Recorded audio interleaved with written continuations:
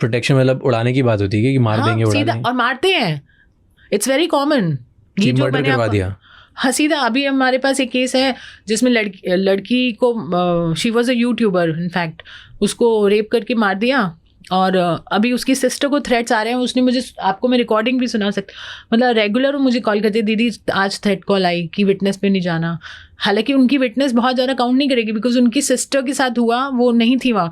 But ये लोग court जाएंगे तो, अगर कोर्ट नहीं जाएंगे तो कमज़ोर हो जाएगा case, you know, somewhere they will say कि वो घर से कितने बजे निकली थी, तो it will all lead to the thing.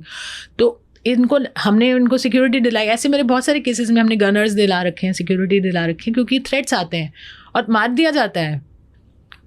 Influential अगर होते हैं, मोर देन इन्फ्लुएंशियल ना, मैं वो शब्द मैं शायद नहीं समझा पा रही हूँ। हाई प्रोफाइल भी नहीं, मनी भी नहीं, डेंजरस। कई गुंडे होते हैं ना जिनका ईगो, जैसे ये जो जिनकी मैं बात बता रही हूँ, वो इन्फ्लुएंशियल नहीं है। जो जयपुर में जिसने इस लड़की के साथ ये किया, वो उसने ईगो में किया, बस गुंडागर्दी कि मेरे खिलाफ कैसे बोल दिया, अब मैं इसको सबक सिखाऊंगा।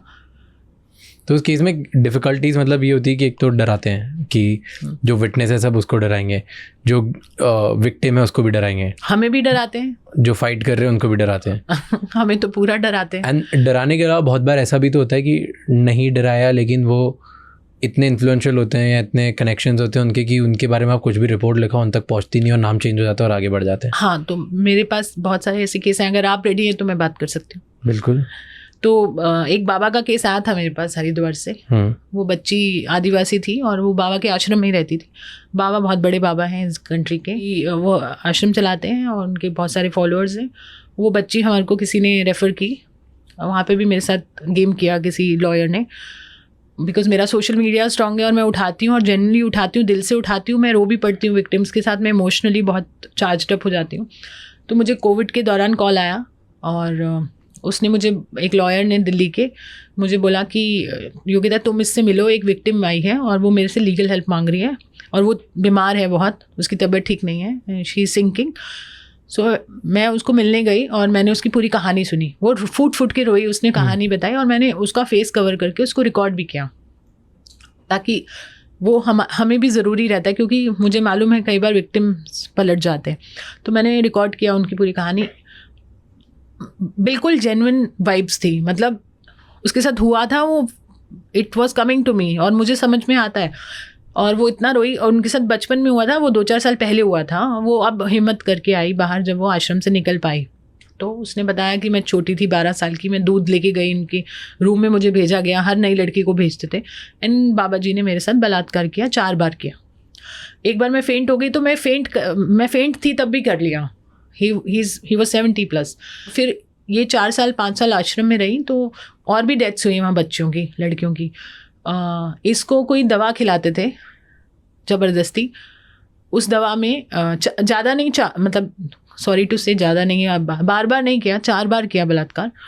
क्योंकि कई बार हमारे पास कहानी आती है रोज़ ही बलात्कार हो रहे होते हैं, इनको 4 बार बलात्कार किया। बट इनको आश्रम में रखा 5 साल, इनको दवा खिलाई, कायदे से उनको ट्यूबरक्लोसिस दिया गया।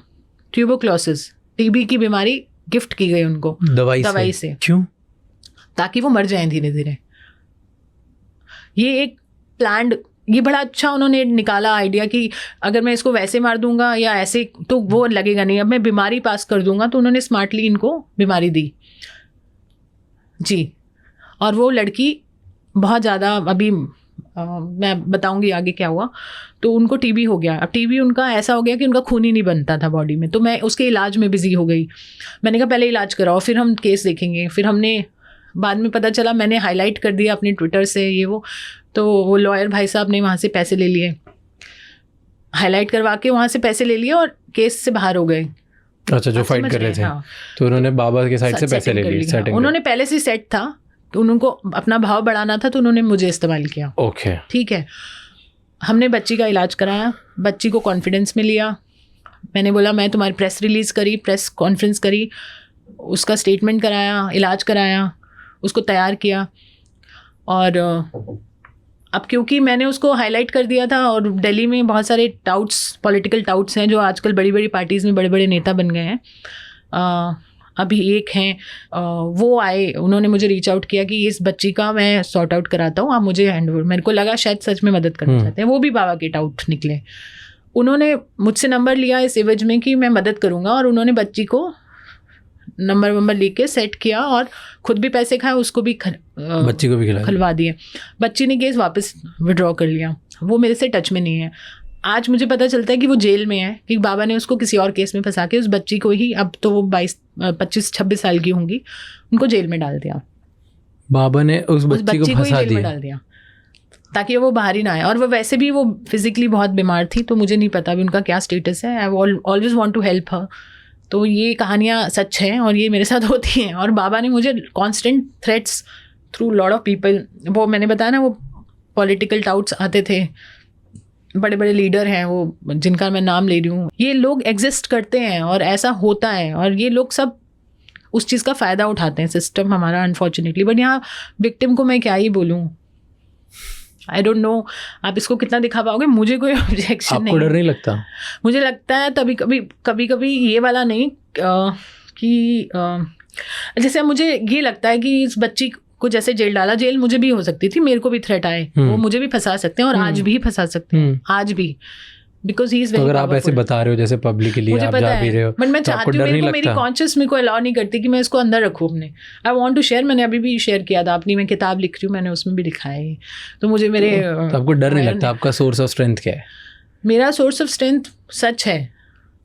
कभी ऐसा नहीं लगता कि जेल जाना तो कोई नहीं, जेल में काम कर लेंगे, जेल में बहुत रिफॉर्म्स के काम ज़रूरी हैं, वहाँ पे वुमेन इश्यूज बहुत हैं, तो ज़्यादा से ज़्यादा जेल है। देखो, ज़िंदगी किसी के हाथ में नहीं है। मुझे इतना पता है कि वैसे भी हमने